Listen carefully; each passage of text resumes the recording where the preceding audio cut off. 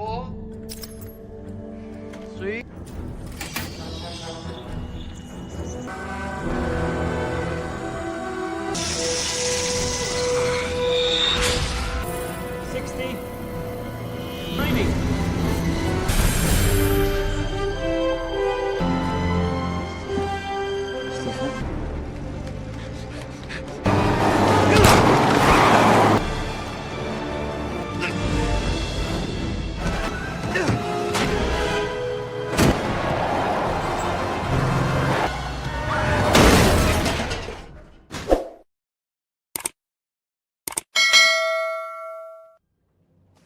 Halo guys, selamat datang di Jabrik Film, tempatnya review film yang rada nggak jelas namun semoga tetap bisa menghibur kalian semua.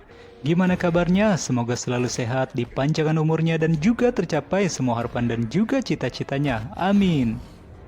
Di video kali ini saya akan membahas alur film Marvel yang berjudul Captain America The First Avenger.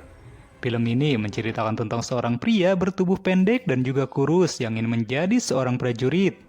Ia lalu dibantu oleh seorang dokter yang berhasil menjadikannya sebagai prajurit terbaik. Bagaimana kelanjutan kisahnya? Tanpa basa-basi lagi, kita mulai saja ceritanya.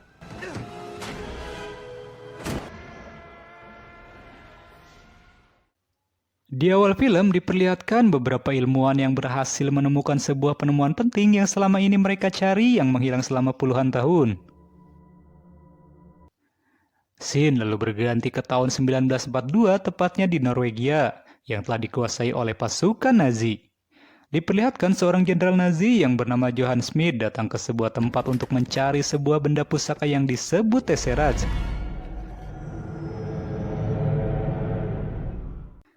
Setahun kemudian di New York kita diperlihatkan dengan seorang pria yang kurus pendek penyakitan dan hidup lagi yang bernama Steve Rogers yang berniat ingin menjadi seorang prajurit militer. Meskipun memiliki keinginan yang besar namun karena kondisinya yang memiliki beberapa penyakit ia pun harus rela menerima penolakan. Setelah kejadian tersebut diperlihatkan Steve berusaha melawan seorang pria yang mengganggunya. Tentu saja karena fisiknya yang lemah, ia pun malah menjadi bulan-bulanan. Beruntung saat itu temannya yang bernama Bucky yang kini sudah menjadi anggota militer datang dan menolongnya. Malam harinya, Bucky mengajak Steve untuk menyaksikan sebuah pameran teknologi yang diadakan oleh Stark Industries yang dipimpin oleh Howard Stark, yang tak lain adalah ayah dari Tony Stark.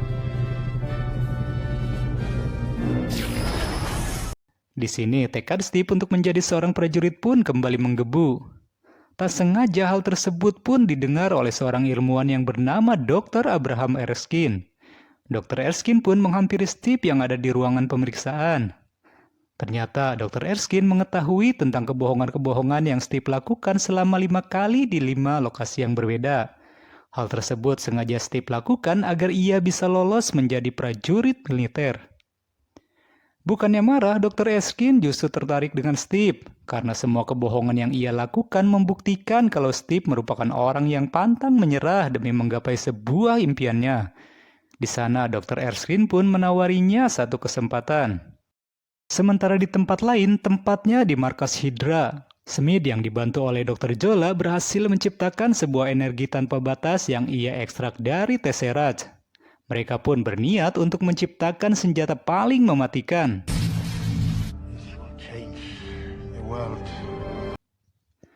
Kembali kepada Steve yang telah bergabung di sebuah divisi khusus yang akan melewati beberapa pelatihan sebelum dipilih menjadi seorang prajurit super.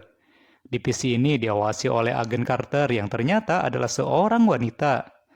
Karena tubuhnya yang lemah dan kecil, tentu saja ia selalu kalah dari peserta lainnya saat latihan yang mengandalkan kekuatan fisik.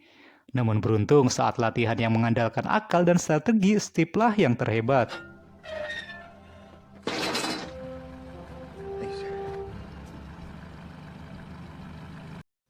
Sampailah pada hari penentuan di mana Dr. Erskine memilih Steve yang akan menjadi objek percobaan. Namun, Kolonel Phillips menyarankan agar Dr. Erskine gak memilihnya, mengingat Steve memiliki fisik dan stamina yang sangat payah. Kolonel Phillips selalu melakukan sebuah tes dengan melemparkan sebuah granat palsu. Sontak semua prajurit berlari menyelamatkan diri. Namun berbeda dengan Steve yang justru mengorbankan dirinya untuk meredam ledakan dari granat palsu tersebut. He's still skinny. Malam harinya, Dr. Erskine menjelaskan kepada Steve bahwa ia akan memberinya sebuah formula yang bisa membuat penggunanya menjadi lebih baik ataupun menjadi lebih buruk, tergantung dari sifat si penggunanya. Itulah alasan kenapa Dr. Erskine lebih memilih Steve karena orang lemah yang baik akan mengerti tentang arti kekuatan. Ia pun meminta Steve berjanji akan tetap menjadi orang baik. Kembali ke markas Hydra, Dr. Smith memerintahkan seorang agen rahasia untuk membunuh Dr. Erskine. Karena Smith khawatir Dr. Erskine akan menciptakan banyak prajurit super yang akan dimiliki oleh Amerika. Kembali kepada Steve yang akan segera melakukan percobaan untuk menjadi prajurit super. Ia pun harus masuk ke sebuah tabung teknologi yang diciptakan Stark Industries dan juga serum ciptaan Dr. Erskine.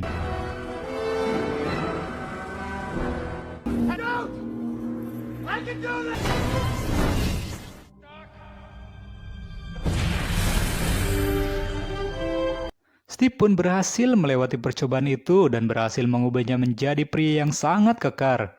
Namun sayang, tiba-tiba agen Nazi suruhan Smith pun menghancurkan ruangan tersebut dan menembak Dr. Erskine. Mereka juga berhasil mengambil serum yang masih tersisa.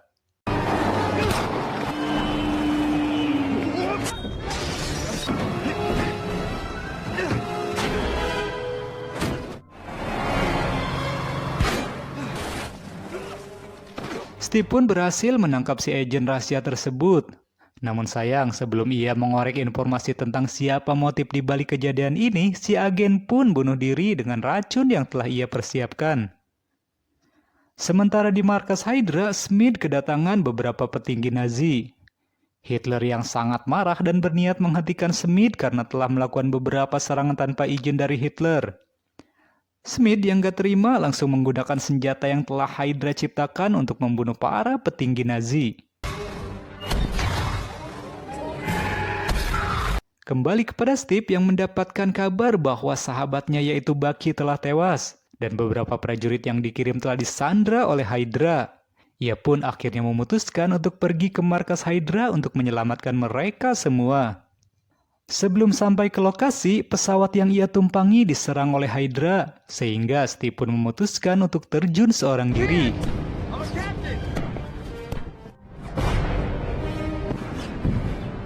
Steve pun lalu berhasil menyelinap ke markas Hydra.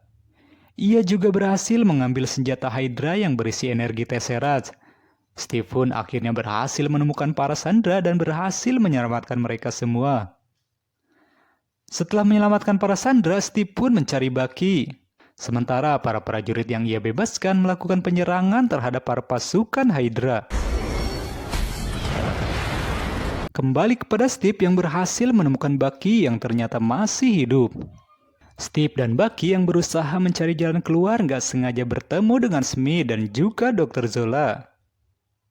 Mereka pun akhirnya terlibat pertarungan sengit.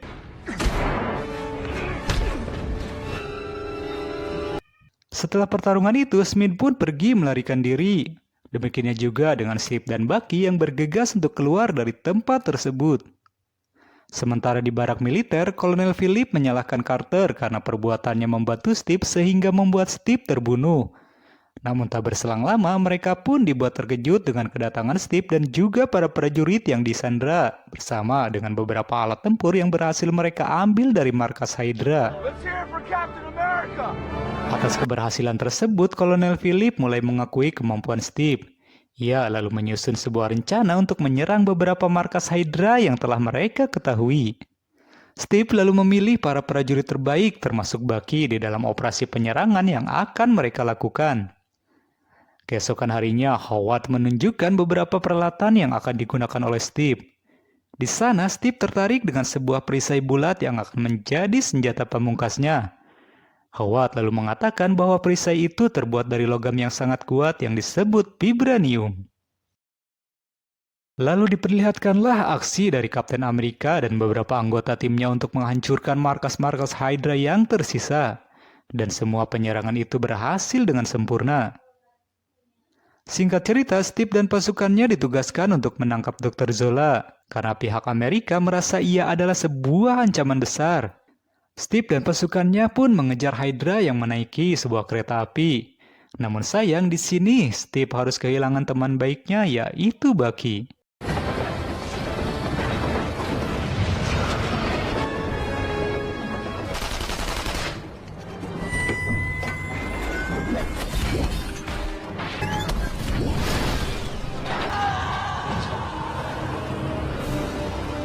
Setelah kejadian itu, Carter menghampiri Steve yang terus-menerus menyalahkan dirinya atas tragedi yang menimpa sahabatnya itu. Keesokan harinya, pihak militer pun melakukan rapat yang membahas tentang rencana penyergapan Hydra yang akan dilakukan esok. Mereka berencana menyerang markas Hydra yang ada di pegunungan Alphen. Steve pun lalu memutuskan untuk melakukan penyerangan dari pintu depan seorang diri.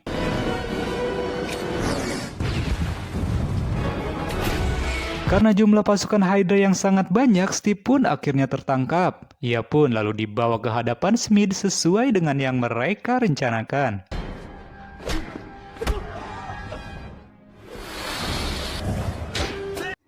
Akhirnya strategi penyerangan tersebut pun sukses dan tentara Hydra pun berhasil dilumpuhkan.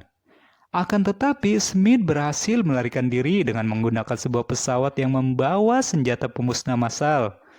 Beruntung, Kolonel Philip datang bersama Carter dengan mengendarai mobil super cepat dan segera membantu Steve menaiki pesawat yang dibawa oleh Smith. Di dalam pesawat, Steve dikejutkan dengan pesawat-pesawat kecil yang mengangkut bom yang sengaja dirancang untuk menghancurkan banyak kota. Steve pun berusaha mencegah pesawat-pesawat tersebut. Setelah itu, Steve pun langsung menghadapi Smith. Di dalam pesawat tersebut, mereka berdua pun bertarung dengan sengit. Smith pun akhirnya hancur karena ulahnya sendiri saat ia berniat menggunakan kekuatan Tesseract secara langsung.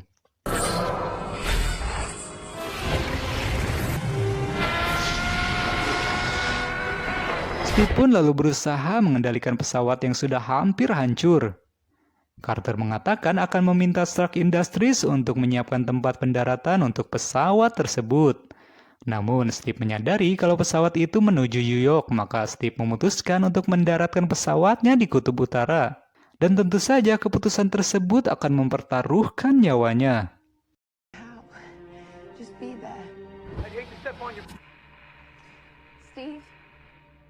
Di akhir film diperlihatkan Steve terbangun di ruang perawatan. Namun Steve merasa bingung karena sesuatu yang aneh, di mana radio yang sedang diputar adalah pertandingan baseball yang terjadi pada tahun 1941, di mana saat itu ia berada di tempat pertandingan.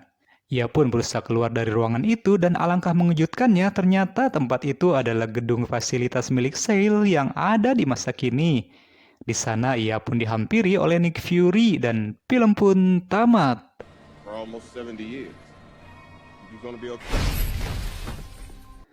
Gimana guys, seru bukan filmnya? Terima kasih sudah menonton dan jika kalian terhibur dengan ceritanya, silahkan tekan tombol subscribe dan nyalakan lonceng notifikasinya.